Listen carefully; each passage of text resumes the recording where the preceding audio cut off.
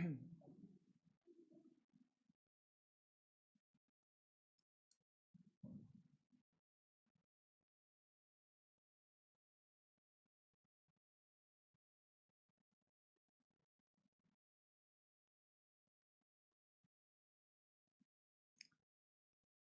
morning. We're reading in Book 8, or no, Canto 8 of Book 2 on page 220. 220.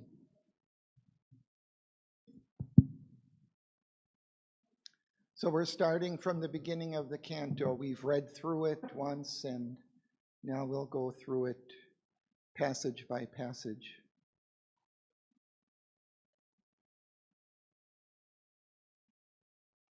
So, Aswapati, after having ascended through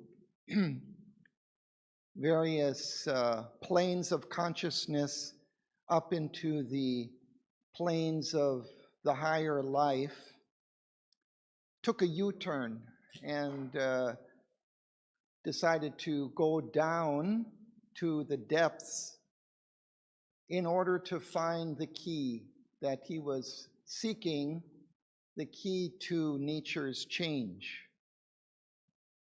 So he didn't find it in the higher realms of life, and so he went down into the base. So in the last canto, we followed him into the descent into night, and then he reached the very base of the darkness. And that's where we are now. And he's going to describe how the universe has arisen out of this inconscient basis of existence.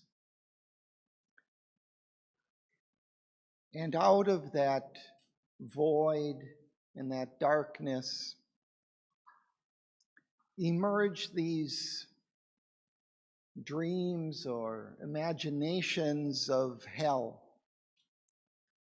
And that is what he's going to encounter and describe here.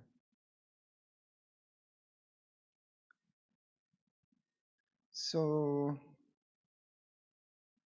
let's begin. And maybe Artam, would you like to start?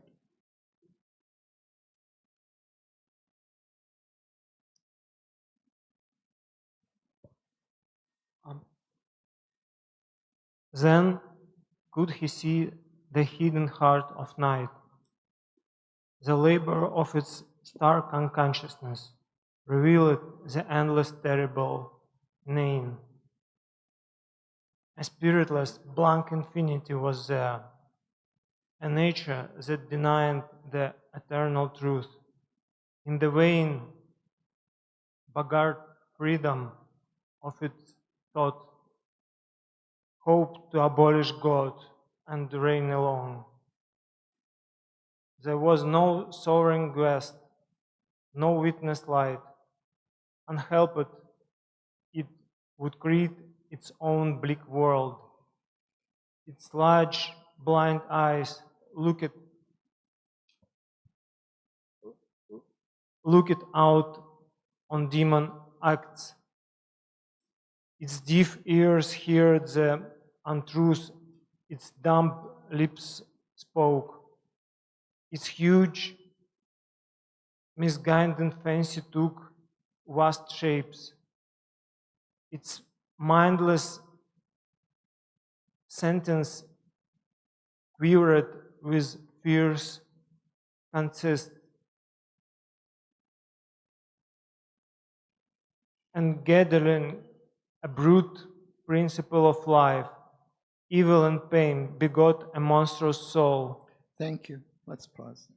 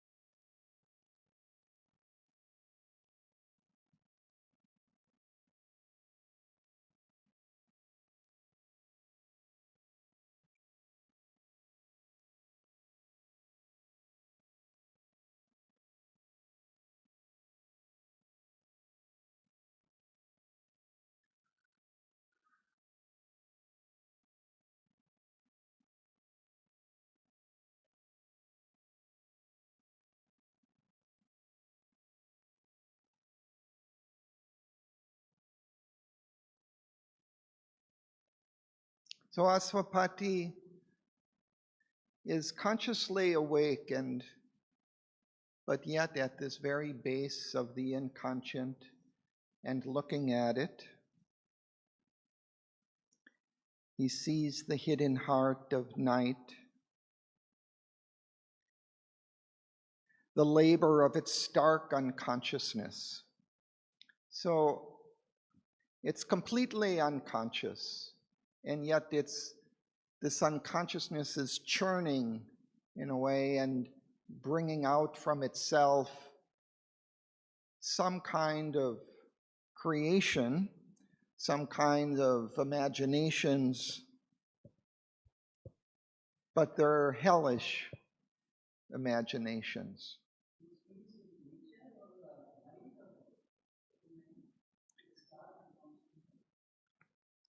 So he's referring to this hidden heart of night, the night, this inconscience. So it's stark unconsciousness. It's just blank absence of consciousness.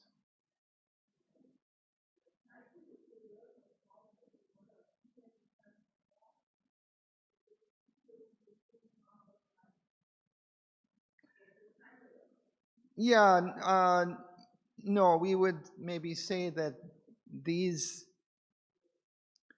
mother of evil and the sons of darkness will emerge out of this night. We could say perhaps even this world of falsehood is emerging out of this blank unconsciousness. So all of these things emerge out of that. So at first, he sees this spiritless blank infinity was there.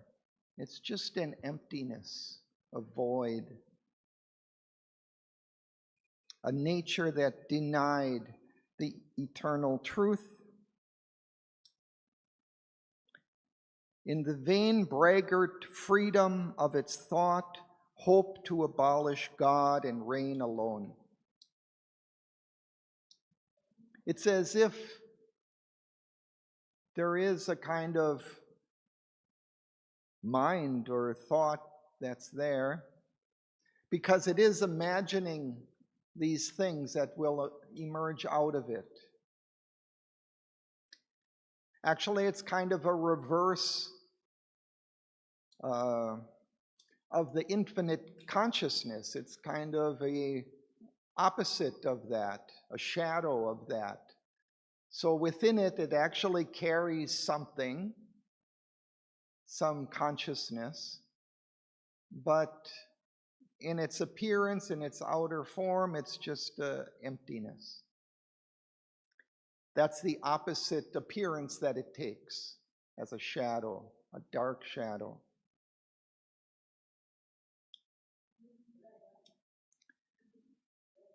Braggart, it's someone who brags, who boasts about their own power, their own ability. So this doesn't want any help of light to create. It wants to just create out of its own darkness, to be free to do that alone without any guidance from above, from any light from above.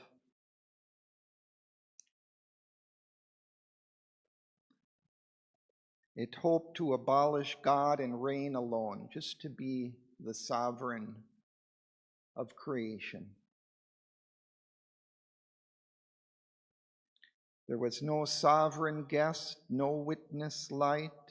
Unhelped, it would create its own bleak world.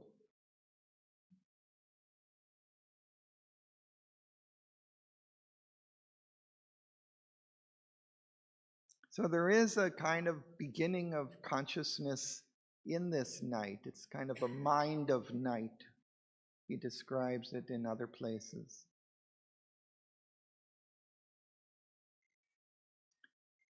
That was just even right at the beginning of the poem, in the third line. The huge foreboding mind of night, alone in her unlit temple of eternity. So that's how he begins the poem, with this night kind of waking up.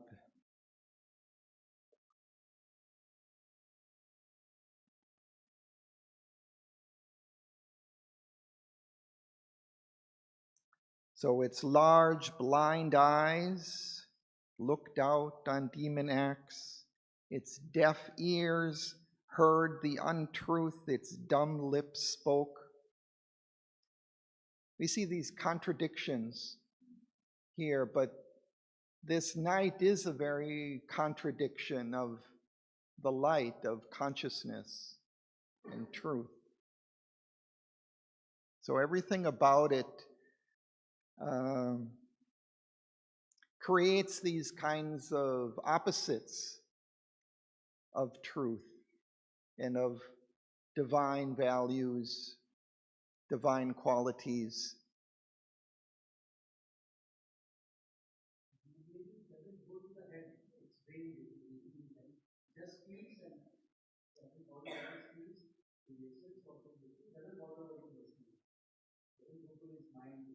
Mm.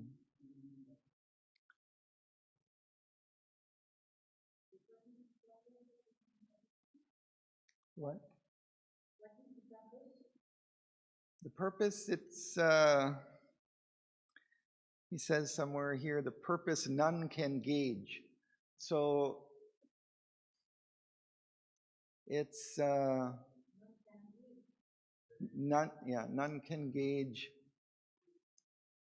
none can understand in a way, but it's the way it is. The divine ultimately may have a purpose in creating the universe in this way from its opposite pole for the purpose perhaps of the adventure of evolution, of creation.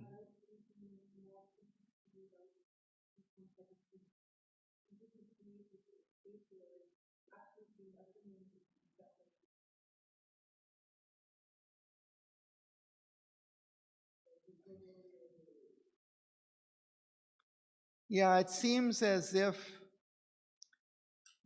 he describes this in other places in the poem, but as if the divine consciousness is there, aware of everything, right? And it's just all oneness. And yet then he kind of, within himself, he has all possibilities. He carries, the divine consciousness carries all possibilities within itself. So to unroll those, in a sense, he takes this plunge into the night to create all these levels of consciousness emerging out of that opposite.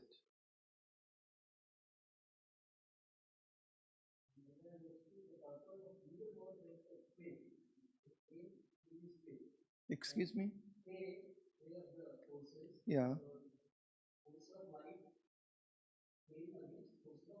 Mm.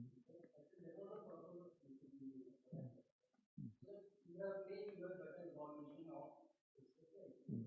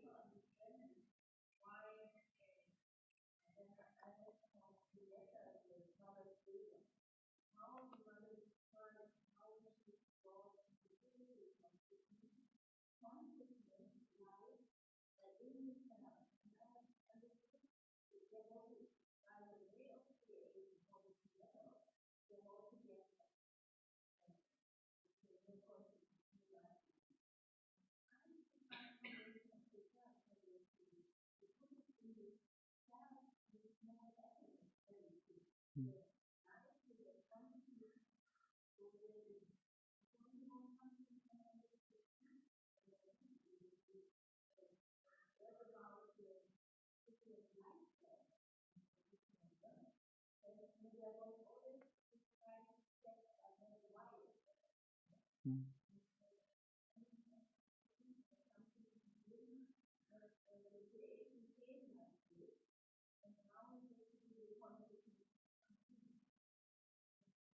Okay. Yeah, I mean, we can gauge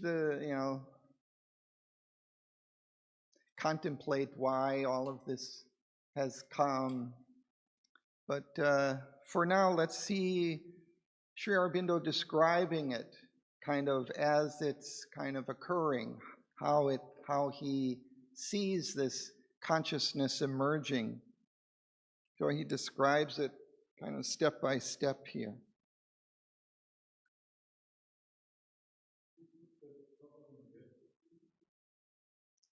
Um, there was no sovereign guest, no witness light. Perhaps like a soul or something within that was a conscious being within it.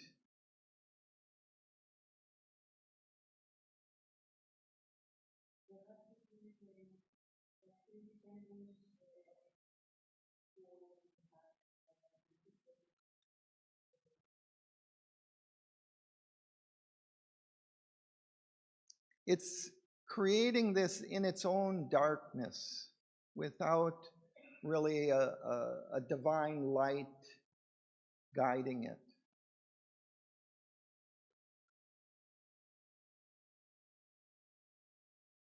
And it could say also that it's very much similar to the way that the scientific view of existence is, that it just emerges out of matter unconsciously, just through random chance, without any guiding light, that it just emerges from the darkness, unhelped by anything else. So it's not so far from our understanding, really, of things. So let's continue, Debussy.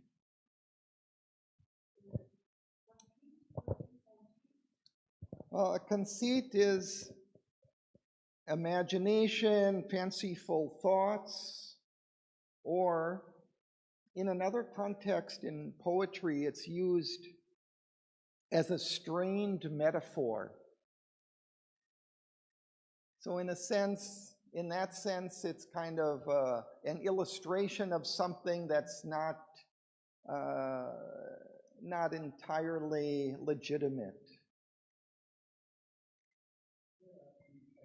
Just like I'm conceited. I think I'm very good, but I'm not good. I think I'm very intelligent, but I have conceived that I'm intelligent, but I'm not intelligent. Light is thinking, she's great. She's conceited. She's not. Okay, Debussy.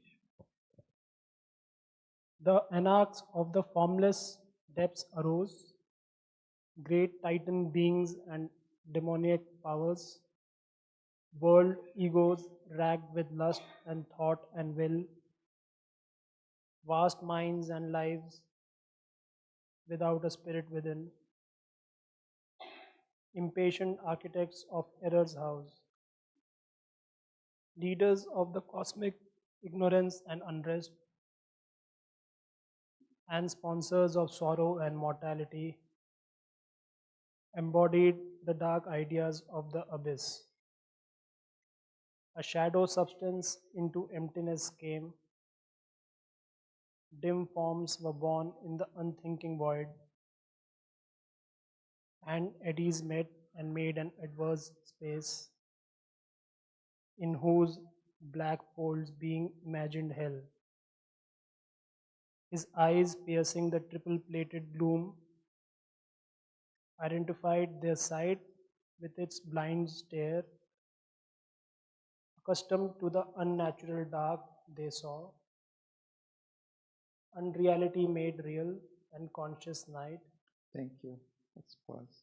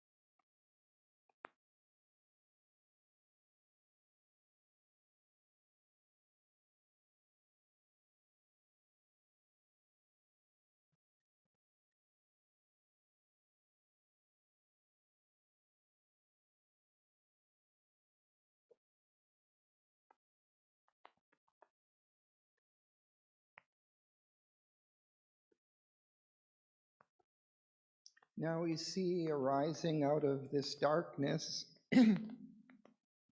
these great titanic beings,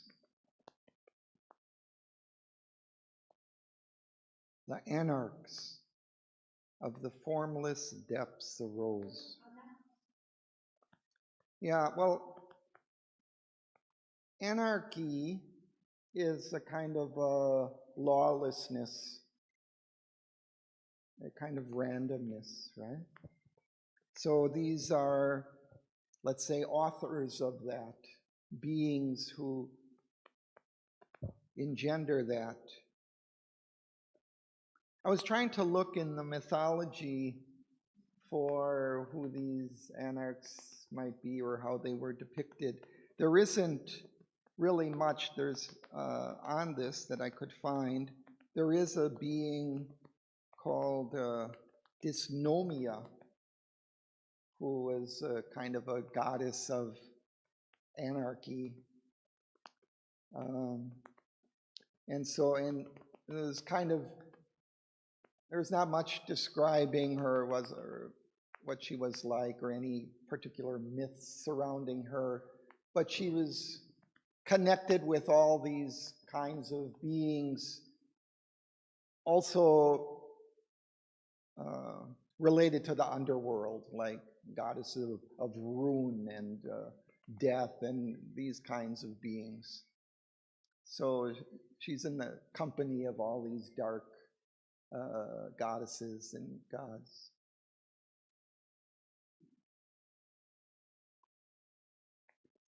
So these beings are arising out of that darkness, world egos, racked with lust and thought and will, vast minds and lives without a spirit within,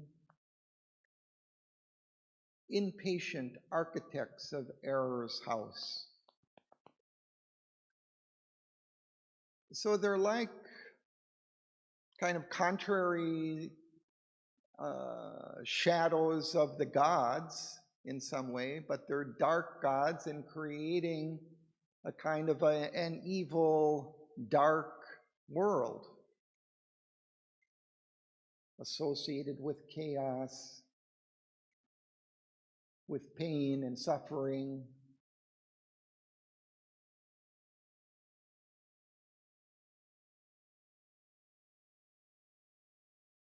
Leaders of the cosmic ignorance and unrest, and sponsors of sorrow and mortality, embodied the dark ideas of the abyss. So again, it's as if this abyss is kind of imagining things. This mind is operating in some way, kind of, but unconsciously, and it's just random dark thoughts emerging out of the darkness. And these are taking form. Dim forms were born in the unthinking void. And eddies met and made an adverse space. These eddies are like small whirlpools of these thoughts or imaginations.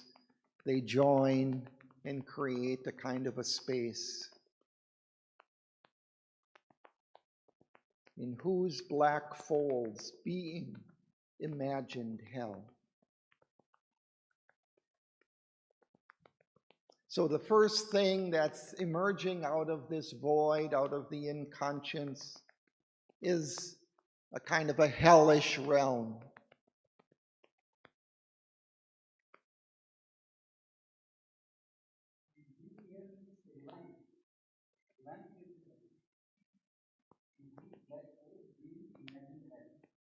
Well, he's not saying divine being, he's just saying being.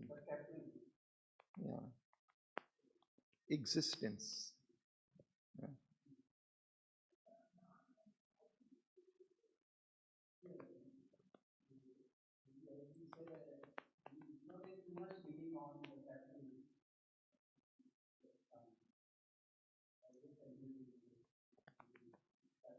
Yeah, here it would be more like inconscient existence. I think we would translate it more like that.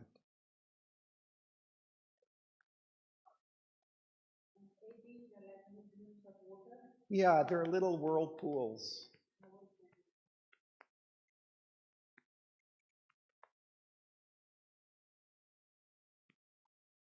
So his eyes, I think you're referring to Asopati's, is piercing through the triple-plated gloom.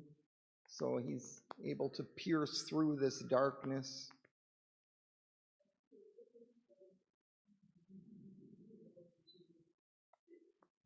It's gloom upon gloom upon gloom.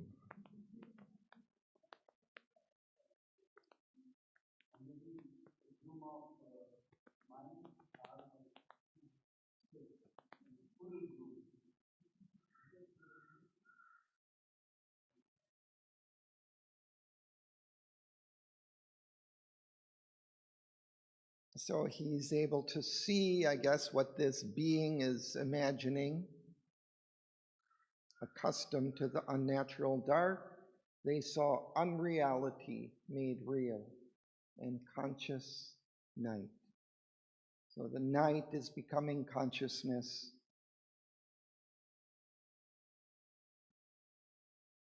Unreality is becoming real, is taking form.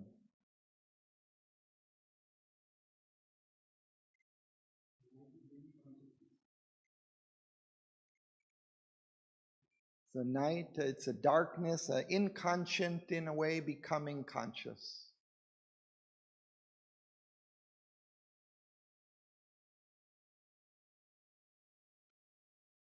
So let's continue in our...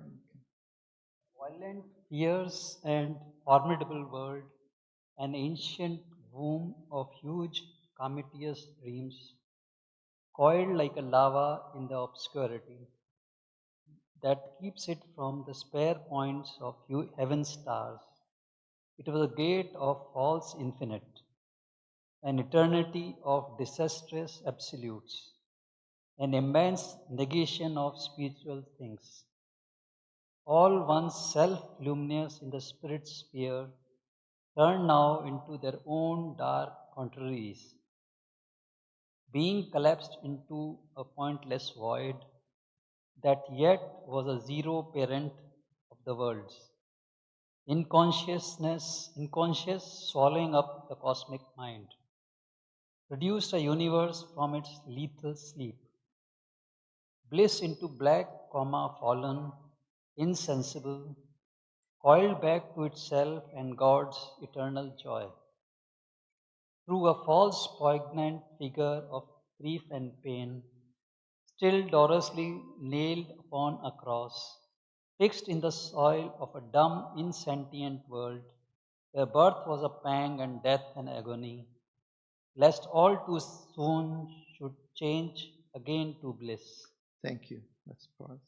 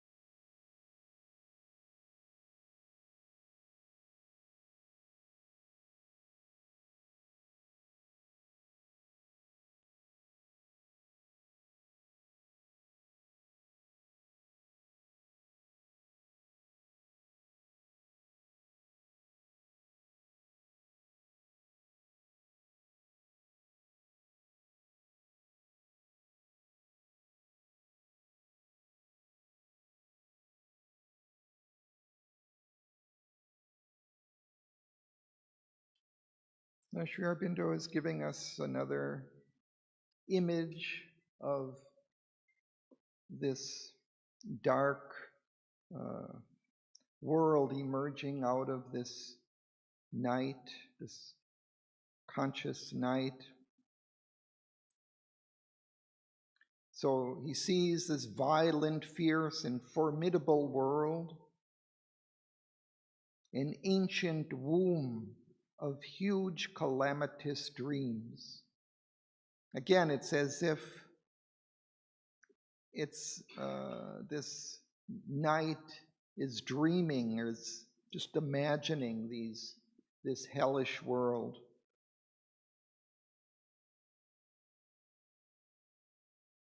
Dreams that coiled like larvae in the obscurity.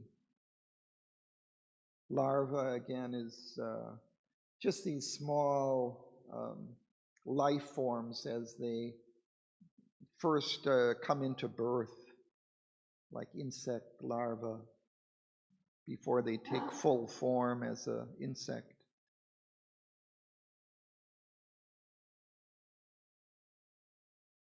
So they're coiling in the obscurity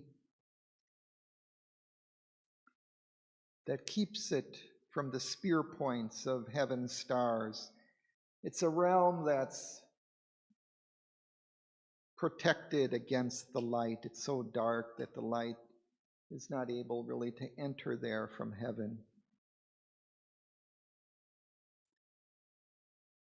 It was the gate of a false infinite. And here he contrasts this world as if it's a contradiction of the divine consciousness. The gate of a false infinite, an eternity of disastrous absolutes. Yeah, it's a point of emergence of falsehood. It's a gate of emergence from out of this, all that's false in our world and in the universe is emerging.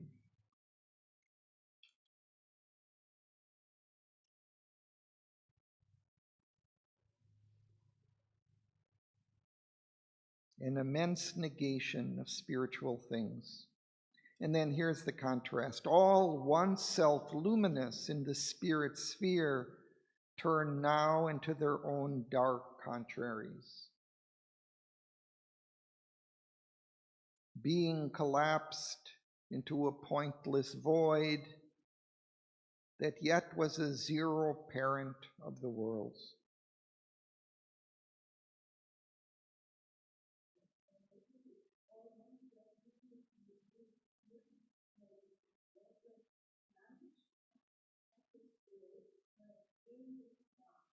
Correct.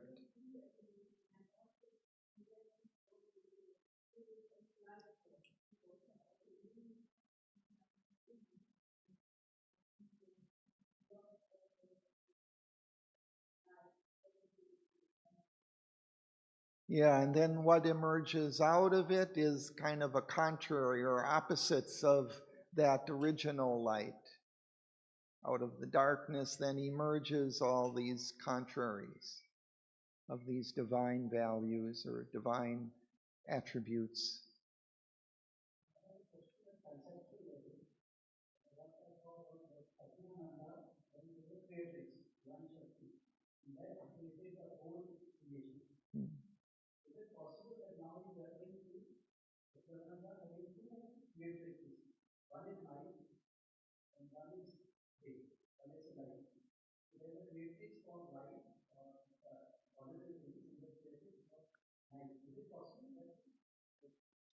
Yeah, I don't know. I wouldn't look at it that way. I would see this as emerging out of the inconscient. After the plunge down into inconscience, something emerges, which is this contrary, this mother of darkness or,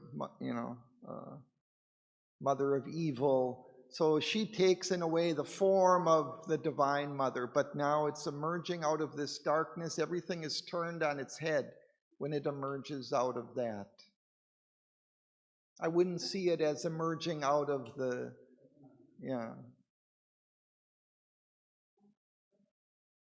I wouldn't see it as emerging out of Satchitananda, this darkness or this mother of evil or this contrary.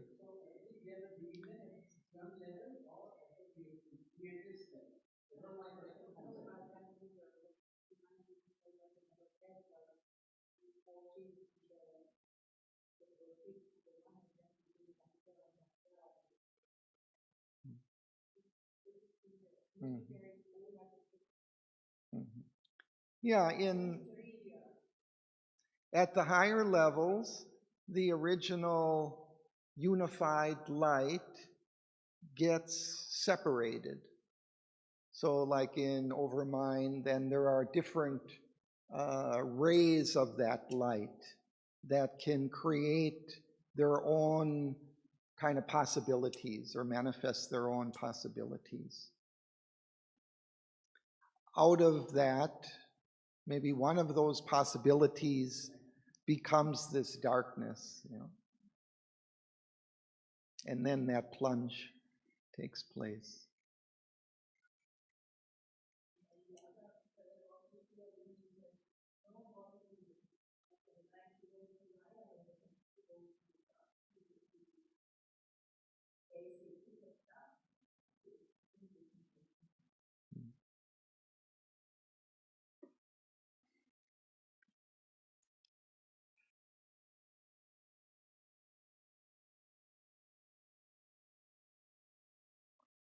So again, we have this inconscience swallowing up the cosmic mind.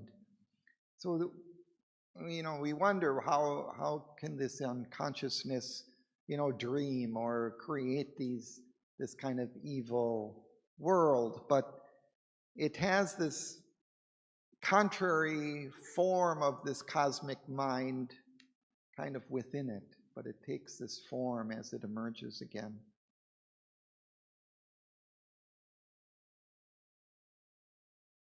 Produced a universe from its lethal sleep. So everything takes its opposites, bliss into black coma fallen, insensible, coiled back to itself.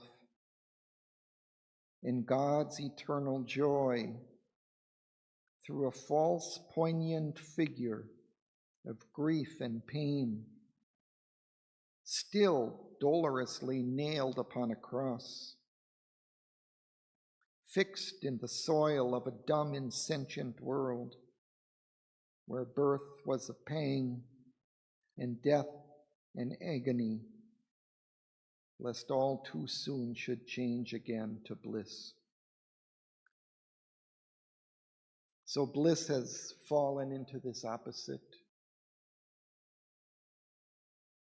pain and suffering, grief.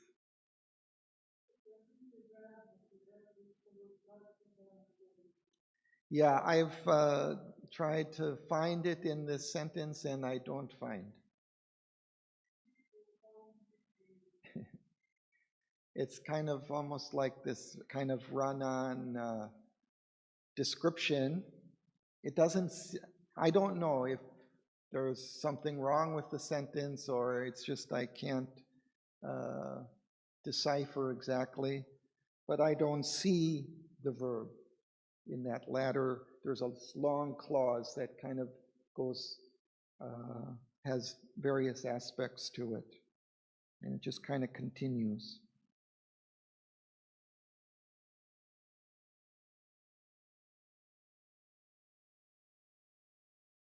It coiled back to itself.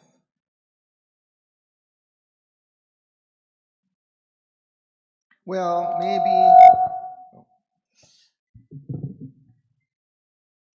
that, maybe it hinges on this one line, coiled back to itself. And see, I look at it and God's eternal joy as a new subject, but maybe not. If that was coiled back to itself and God's eternal joy, then it's just further describing that coiling back through the false poignant, right? So maybe that's the sense.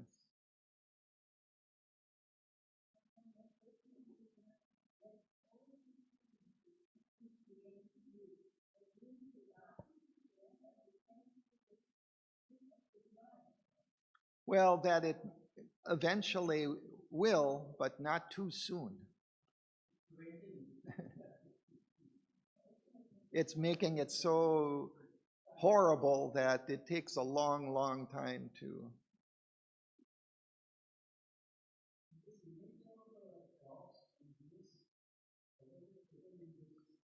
Say again. Oh, well, he's describing that this bliss has fallen and taken this contrary figure of grief and pain, and that contrary figure is even now still for us nailed upon the cross, I mean, with Christ, right? So that's an image of that. Bliss turned into suffering and pain and agony.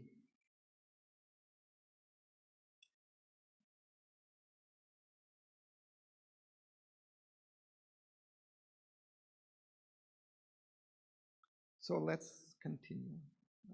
Where are we? Ronnie? Thought sat, a priestess of perversity, on her black tripod of the triune snake, reading by opposite signs the eternal script, a sorceress reversing life's God frame. In darkling aisles with evil eyes for lamps and fatal voices chanting from the apse, in strange, infernal, dim basilicas, intoning the magic of the unholy word, the ominous, profound initiate performed the ritual of her mysteries. Their suffering was nature's daily food, alluring to the anguished heart and flesh, and torture was the formula of delight. Pain mimicked the celestial ecstasy. Thank you. Let's just pause there.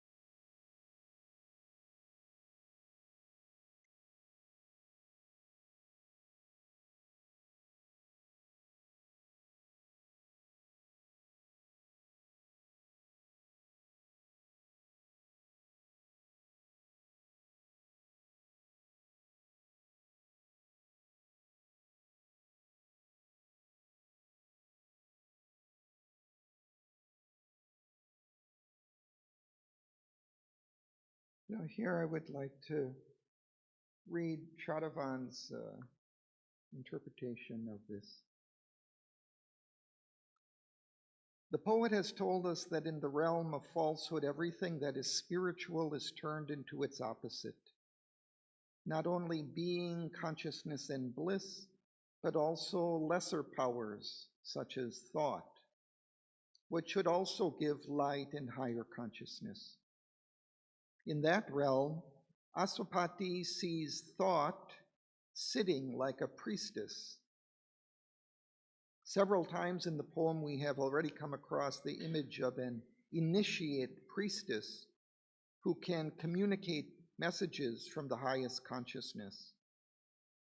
In the image of the old Greek oracle at Delphi, in the temple of Apollo, the god of sun and music and light.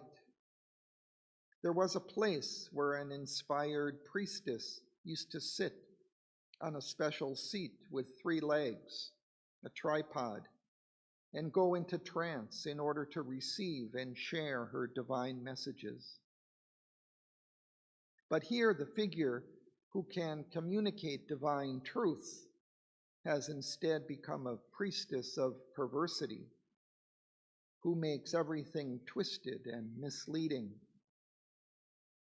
Asupati sees her sitting on her black tripod, her 3-legged stool, which is supported by a triune snake, a 3-fold snake.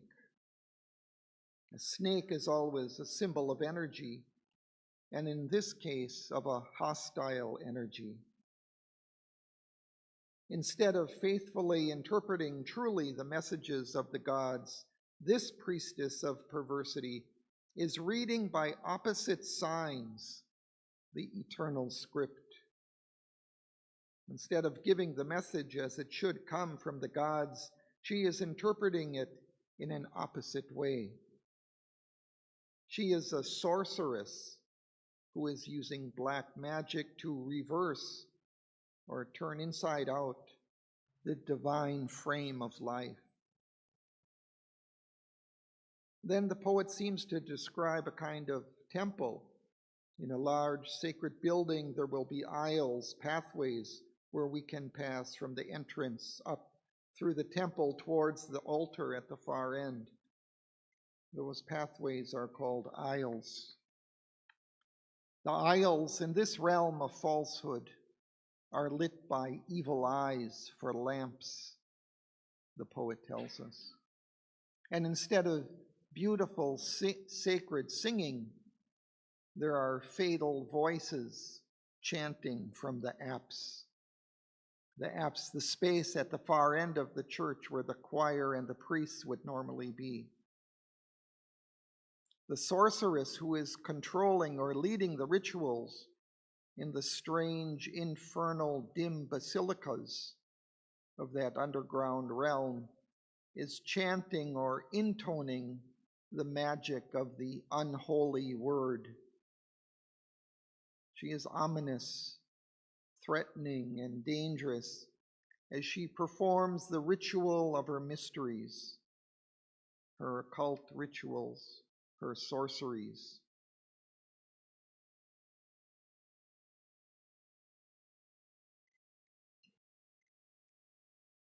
In that terrible realm, even suffering has been reversed and has become attractive, alluring to the heart and the flesh.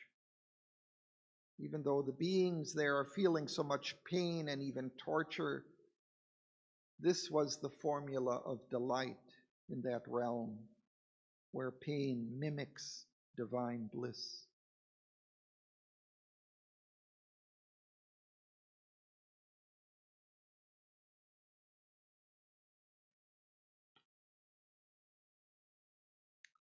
So let's continue.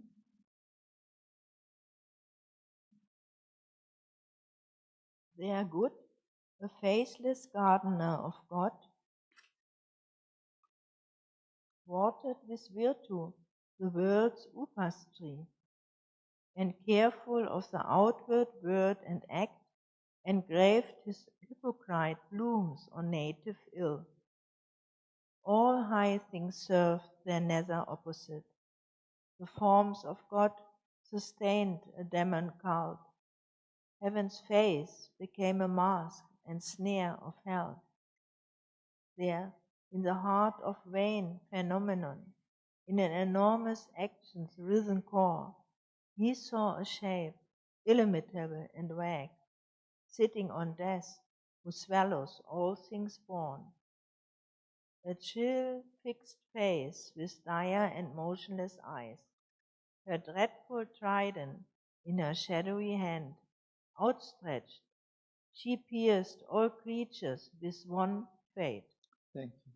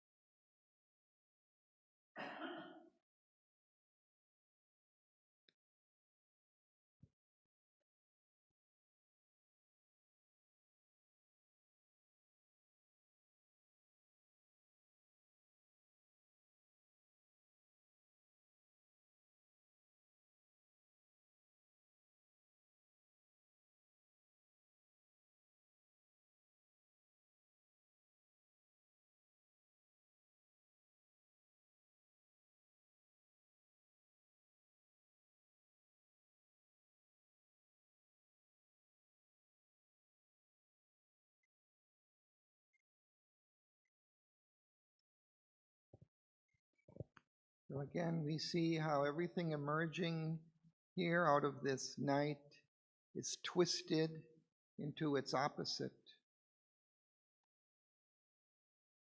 Good, a faithless gardener of God, watered with virtue, the world's upas tree. So good is this faithless gardener watering with virtue, this sense of goodness and importance. But it's watering the world's upas tree. The upas tree is a kind of reputed tree that it's not clear if it really exists, but it's said to like poison the whole area around it, so that all the other plants and animals in that vicinity actually for quite some distance die.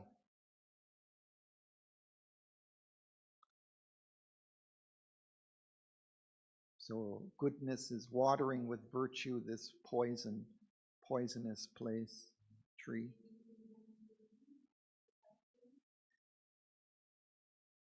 Yeah, I don't know if it really comes from mythology. It's kind of a legend, or yeah, I don't know.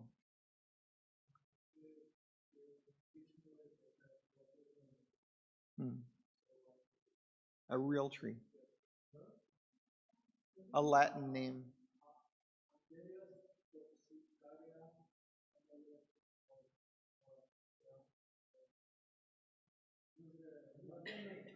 So it has the word toxic in it. So it's kind of a poisonous plant that.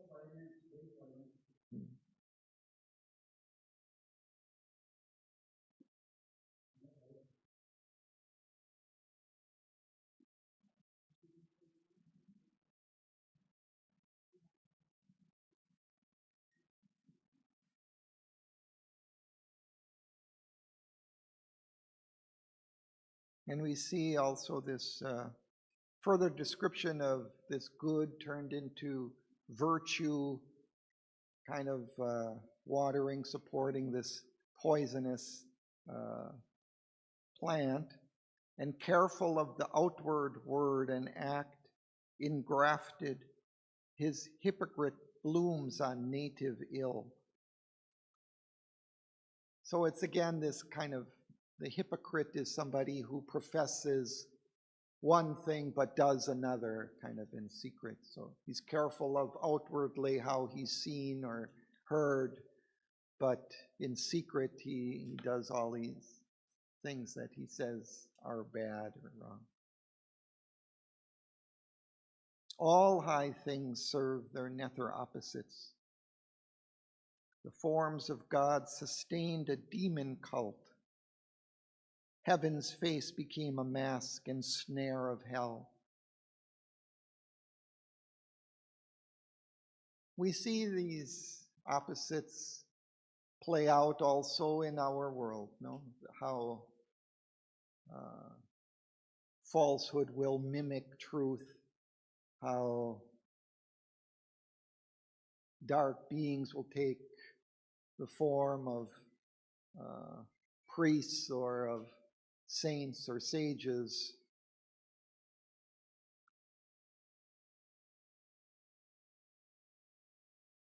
The forms of God sustained a demon cult.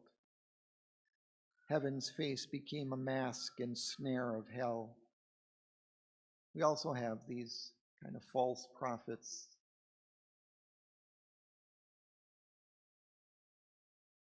And then Asapati sees there in the heart of vain phenomenon, in an enormous action's writhen core, writhen is twisted.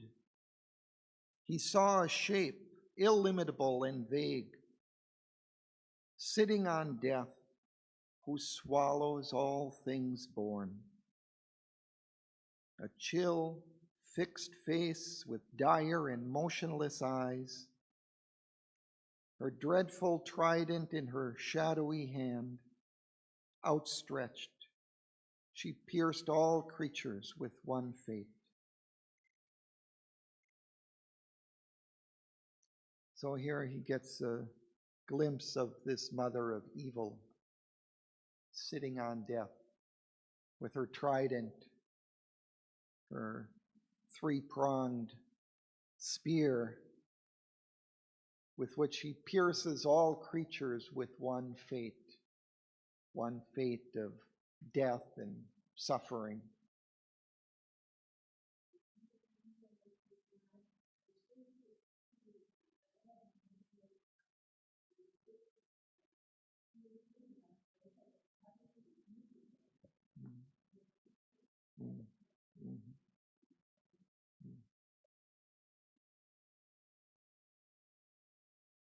We had it. Tree. Oh, three. Yeah.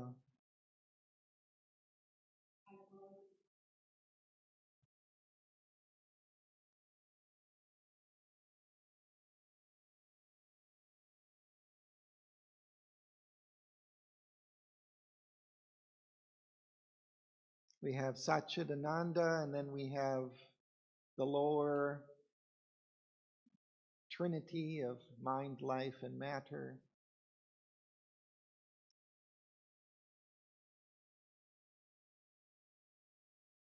Which again is kind of a contrary form in a way of the upper hemisphere and the lower hemisphere, but one of knowledge, one of ignorance.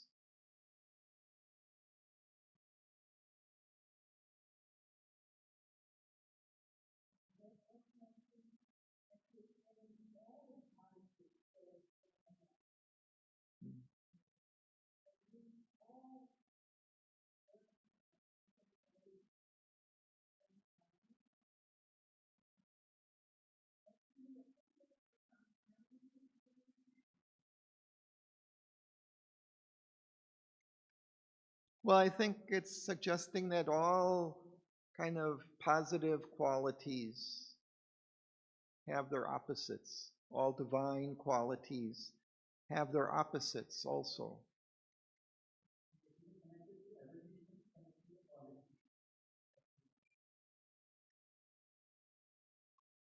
But in the course of evolution, those opposites would emerge first, I would say, yeah.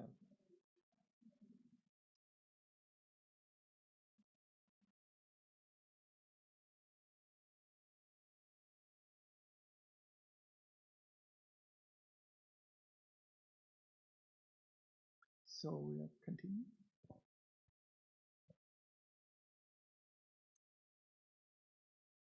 When nothing was safe, matter without soul, and a spiritless hollow was the heart of time, when the life first touched the insensible abyss, awakening the stark void to hope and grief, her pale beam smote the unfathomed night, in which God hid himself from his own view.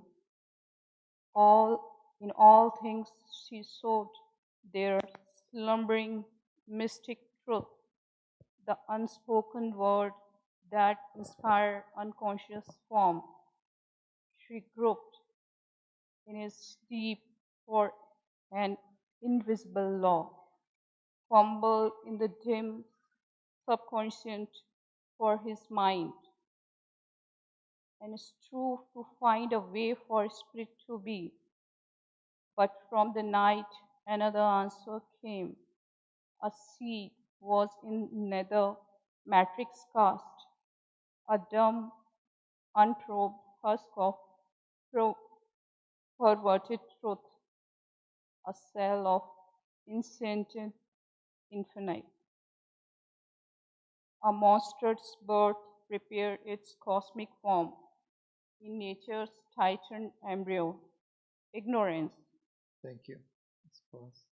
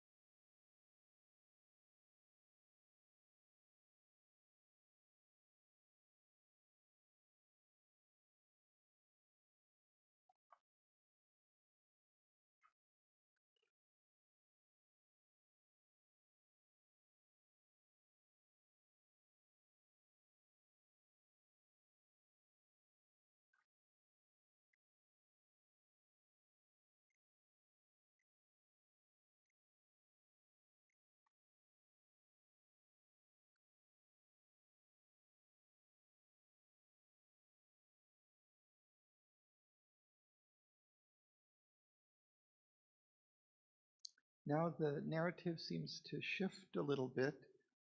Before we were looking through Aswapati's eyes as he perceives this hellish realm emerging out of the darkness. Now it seems as if the narrator of the poem begins to explain and describe this.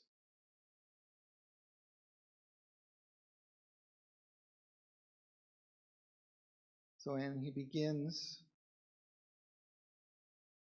looking at the situation, I guess, from a slightly different perspective. So, when nothing was, save matter without a soul, and a spiritless hollow was the heart of time, then life first touched the insensible abyss.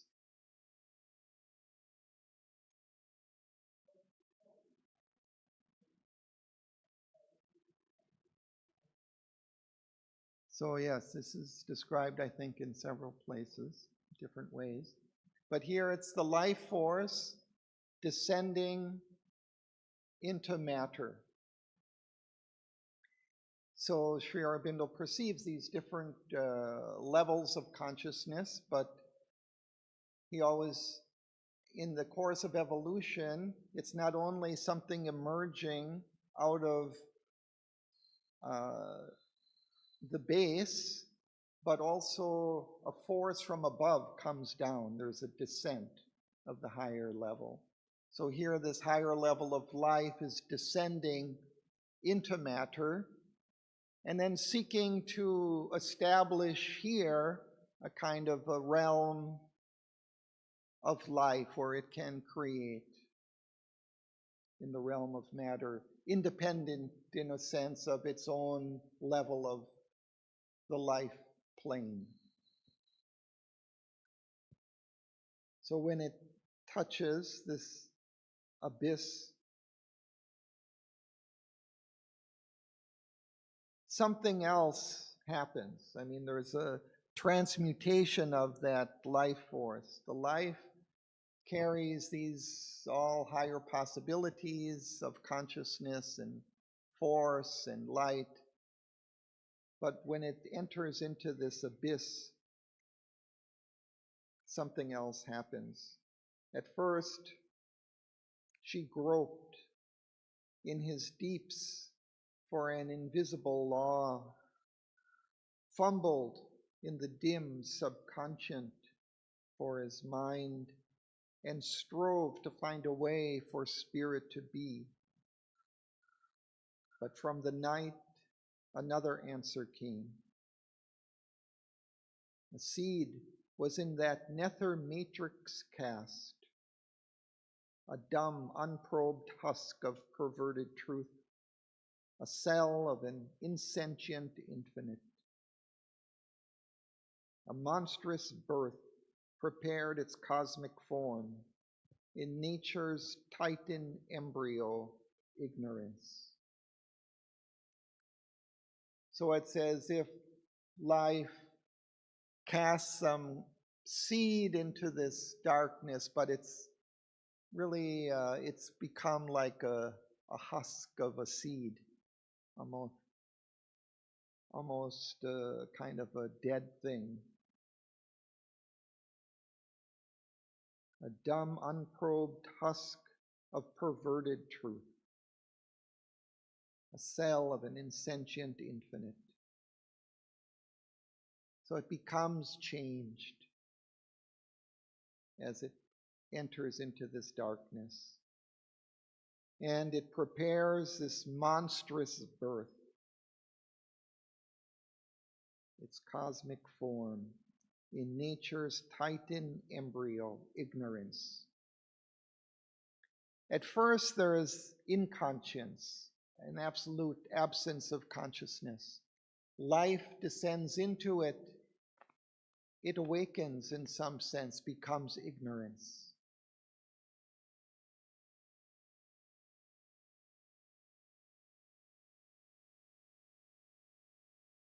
Helmut, would you like to continue? Then, in a fatal and stupendous hour, something that sprang from the stark inconscient sleep, unwillingly begotten by the mute void, lifted its ominous head against the stars, overshadowing earth with its huge body of doom. It chilled the heavens with the menace of a face.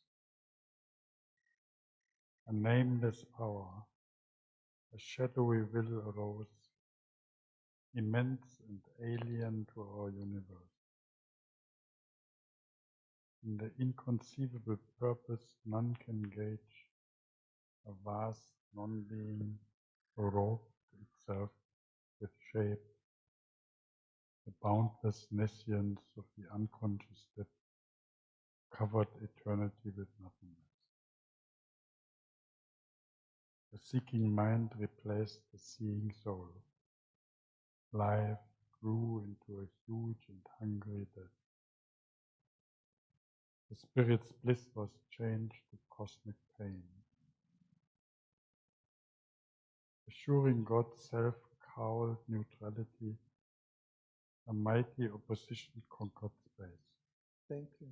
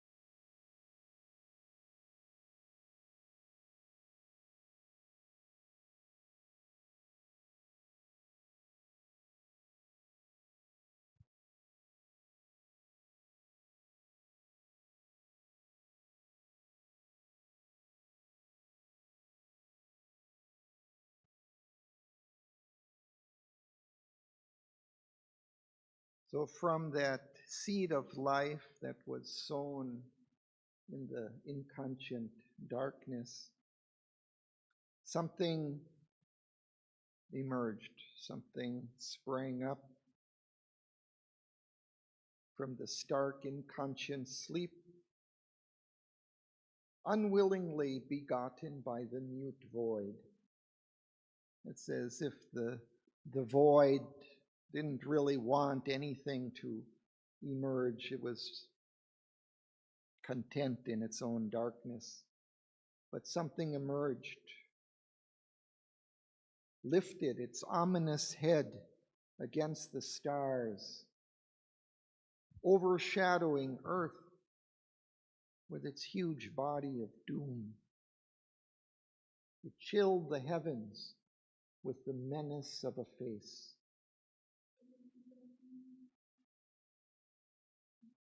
Given birth, I think.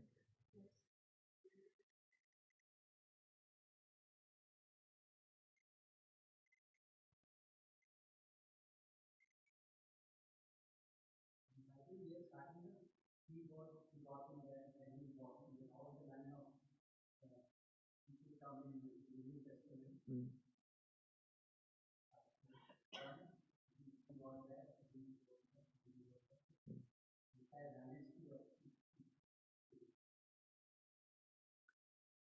So this dark being arises with a terrible face, immense and alien to our universe, a vast non-being robed itself with shape. The boundless nescience of the unconscious depths covered eternity with nothingness.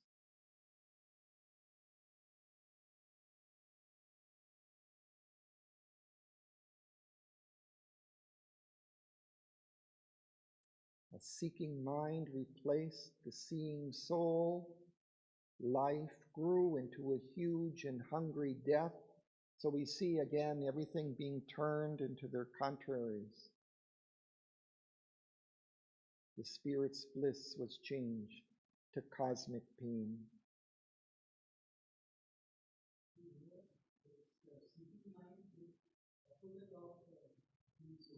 Hmm. Yeah.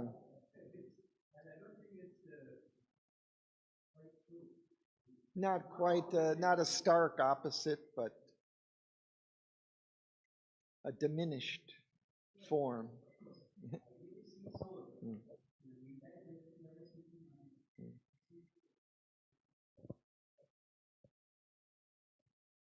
This is what the transhumanism means. The transhumanist. Transhumanist? It means that the mind is the place before that is not born. Oh.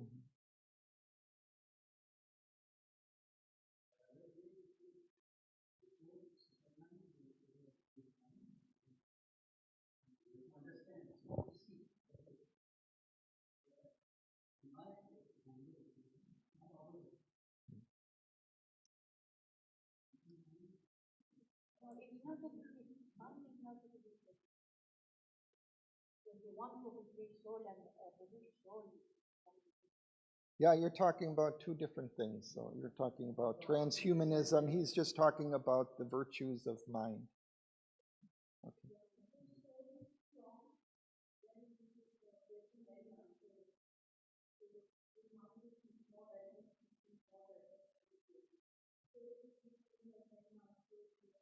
Mm.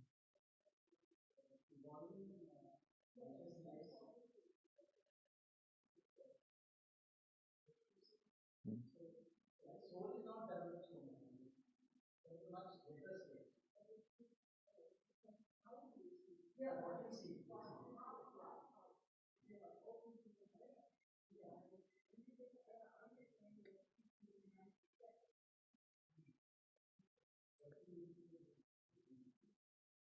But what strikes me most about all of this passage is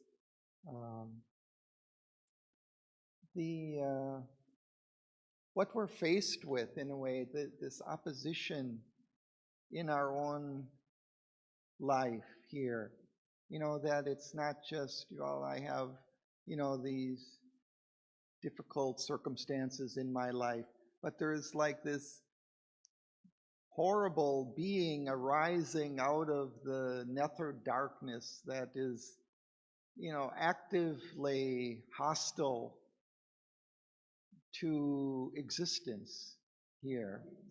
This kind of cosmic, you know, being that's at the very origin, emerging out of the void, you know, is this mother of evil, or, you know, like there's this huge opposition in which that we're faced with in existence. And so even, you know, we do yoga and turn to the mother, and yet here in these last lines, assuring God's self-cowled neutrality, a mighty opposition conquered space. So it creates this kind of balance almost to God and to light, keeping, you know, God as a kind of neutral, you know, it kind of puts this counterweight to God.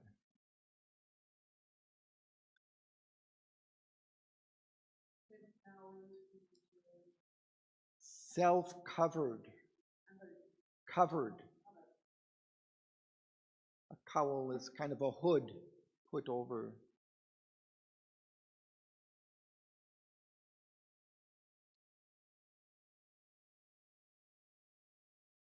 So let's continue one more. A sovereign ruling falsehood.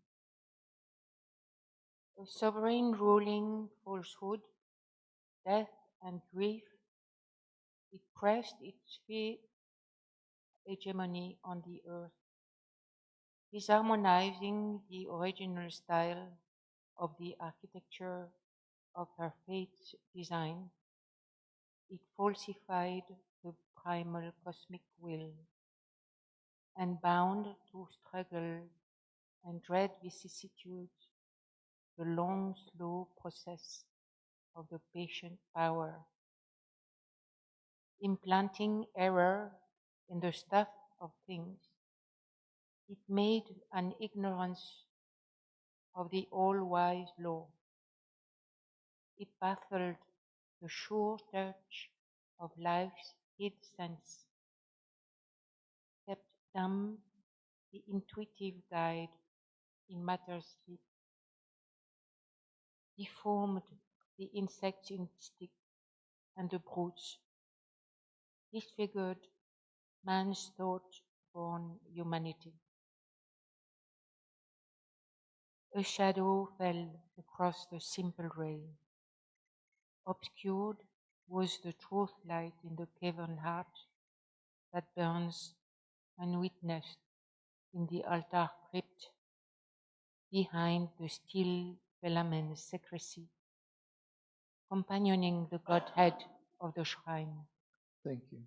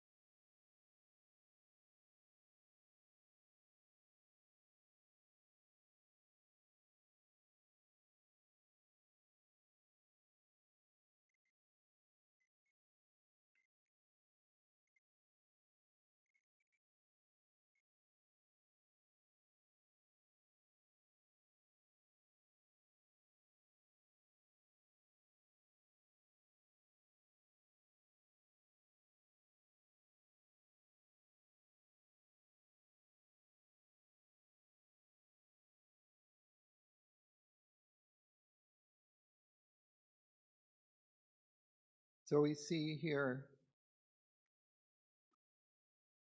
how this mighty opposition conquered space,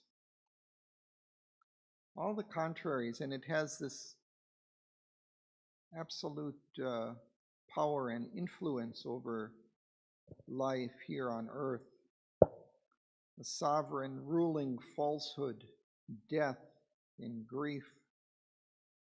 It pressed its fierce hegemony on the earth, its predominant influence, disharmonizing the original style of the architecture of her fate's design.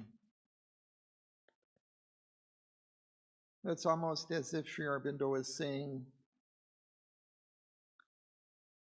that the design of the world was different, that it could have been different. It could have been a gradual evolution, a simple gradual flowering of the divine here. But now it's been turned into this protracted struggle and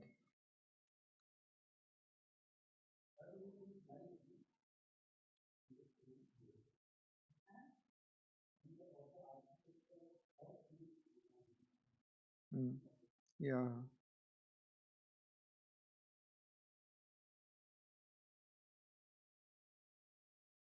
Yeah, he began by saying how life descended into this and how it was changed. Yeah. So it bound to struggle and dread vicissitudes, these changing phases and conditions of existence, the long, slow process of the patient power. in planting error in the stuff of things. It made an ignorance of the all-wise law. It baffled the sure touch of life's hid sense, kept dumb, quiet, silent, the intuitive guide in matter's sleep. Deformed the insect's instinct and the brute's, disfigured man's thought-born humanity. Everything becomes distorted, changed. A shadow fell across the simple ray. The life could have been simple, developing, but obscured was the truth light in the cavern heart that burns unwitnessed in the altar crypt. Crypt is an underground vault, and especially in a church, there may be an underground vault, and then often even there, it'll be used as a burial place. Behind the still velamin's secrecy, it's a membranous covering.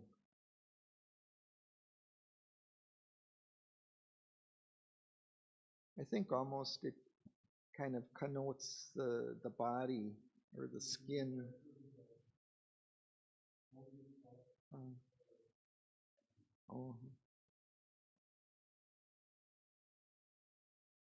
Companioning the Godhead of the shrine.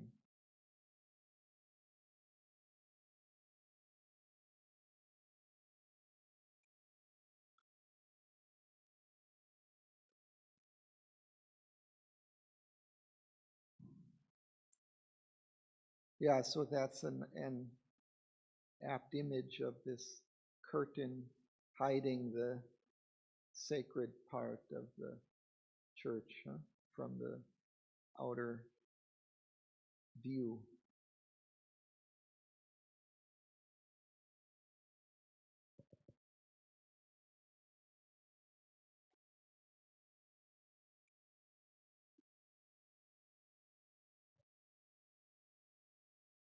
So I think we stop there for today. We'll continue next time reading more about this mother of evil and her sons of darkness.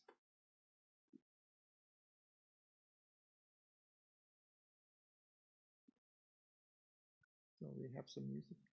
No, nothing. Okay. So maybe just a minute or two of silence.